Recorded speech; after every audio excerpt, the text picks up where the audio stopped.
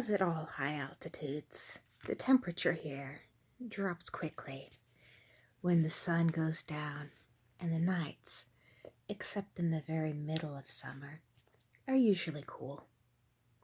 They are also, in the thinnish, dry air, exceptionally brilliant with stars, and the great band of the Milky Way is unwontedly distinct. One of my first nights, a slender new moon was declining towards the west as the sun sank. For nearly 2 weeks thereafter, I did what I've never done before. Watched the moon every night as it grew from its first silver sliver to its full, round glory. This is an ideal spot for such an enterprise, and I suppose the fact tempted me to do it, but I was astonished to realize I had never undertaken it before, and astonished at how beautiful and how strange it seemed when one took the trouble to be really aware of what was happening. Every night, my moon was about an hour later reaching a given point in the heavens.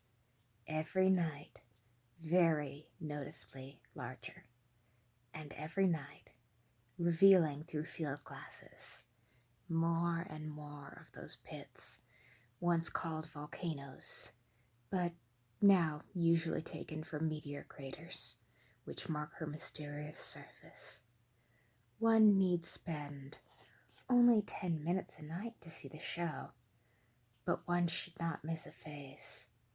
On the first evening, the moon offers little competition to the stars. Soon, she is indisputably queen of the night. First, the Milky Way yields, then the stars begin to fail one by one, and at the full, she has the great bowl almost to herself. Wondering that I had never really observed these things before, I was led to wonder further.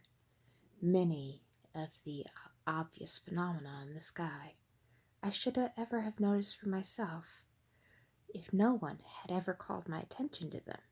If I had been, for example, one of those shepherds in the East who are said to have been the first to take accurate note of them.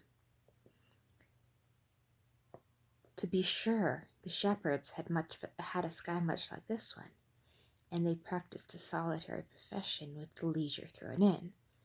But unless I had had at least equally favorable circumstances, I am not sure that I should ever have been more than casually aware that the moon was sometimes present and sometimes absent, sometimes crescent and sometimes round. I'm not sure that I, not to be over modest, or most of the people in my acquaintance, would ever have even counted the days of its cycle.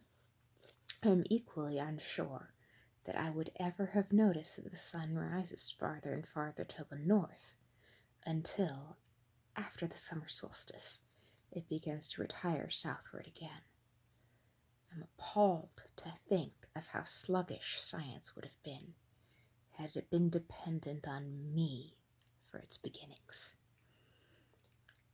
Once the moon had passed into its full and no longer rose after my early bedtime, the stars asserted themselves again, and I began to take my bearings to ask just how different this canopy was from the one which normally rolls over me.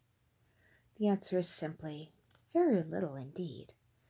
Far as I seem to myself to have traveled, far away as my home country seems, it is actually only about 10 of the 90 degrees from the pole to the equator, and on the perspective of the sky, I have hardly moved. Polaris, which marks almost the precise north, is 10 degrees lower than towards the horizon, or so at least the books would tell me, but the difference is hardly noticeable. Perhaps Scorpio at this season and this hour, straggling slowly downwards in the southern sky, is a bit more conspicuous, though. That, I suspect, is more because the southern horizon is not so shut off by hills than because the constellation is actually noticeably higher in the heavens. If I look about me at the landscape, I seem to have traveled a long way and to be in a strange land. If I look above, I am still home.